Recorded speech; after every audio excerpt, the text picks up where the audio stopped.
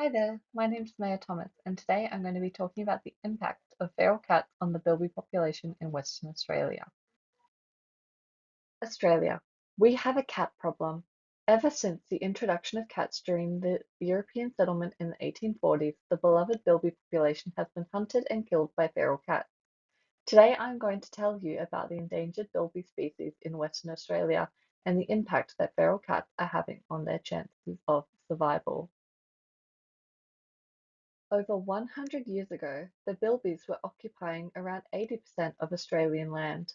But after the introduction of feral cats in the European settlement, they are now currently only inhabiting around 15% of the land.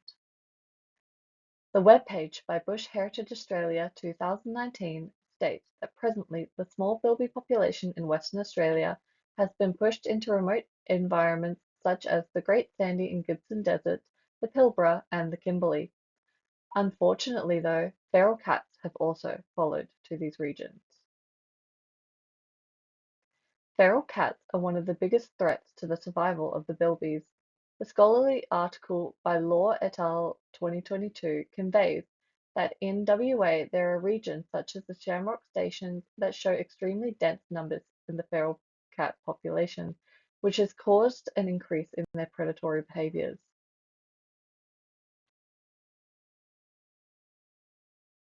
In 2015, feral cats were declared a pest by the West Australian Government because they are able to breed quickly, adapt to any environment, and have efficient hunting skills. These are only a few of the factors that have caused the endangerment to the bilbies. With the declaration of feral cats as pests, Western Australia has introduced many conservation methods and programs like the statewide feral cat strategy, which uses Felixa traps, aerial baiting, and GPS tracking.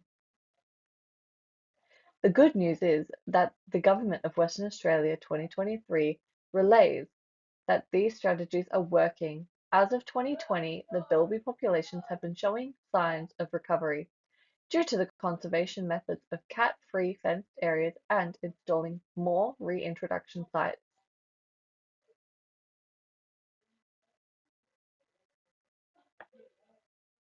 While this information is good, why should you care? Well, bilbies use their powerful forelimbs to build intricate burrow systems that in turn play a crucial role in our ecosystem. As they turn and aerate the soil, this promotes better agricultural growth. If bilbies were to go extinct due to the feral cats, the cats would soon move on to other prey, leading to more species endangerment and extinction. The soil quality would decline and the quality and quantity of vegetation would decrease, which would lead to a rise in agricultural costs. In addition to the negative impact on the agriculture, there would also be an impact in the economy, as it would damage the tourism sector and cause the loss of many jobs. Fortunately, it's not too late. There is still plenty we can do to help the bilby species. Personally, we can help conservation organizations by volunteering and making donations. As cat owners, we can adhere to the regulations of sterilizing and keeping our cats indoors. And we can report any sightings of feral cats to the local council or to the Feral Cat Scan app. As a community, we can volunteer with wildlife and conservation groups.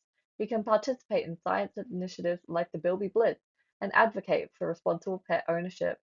And finally, as a state, we can continue supporting programs such as the government's feral cat strategy and encourage the funding of conservation and reintroduction efforts. Through our continued efforts to preserve the bilby population, we can ensure that this well-known Australian species not only survives but flourishes for future generations. That concludes my presentation. Thank you for listening.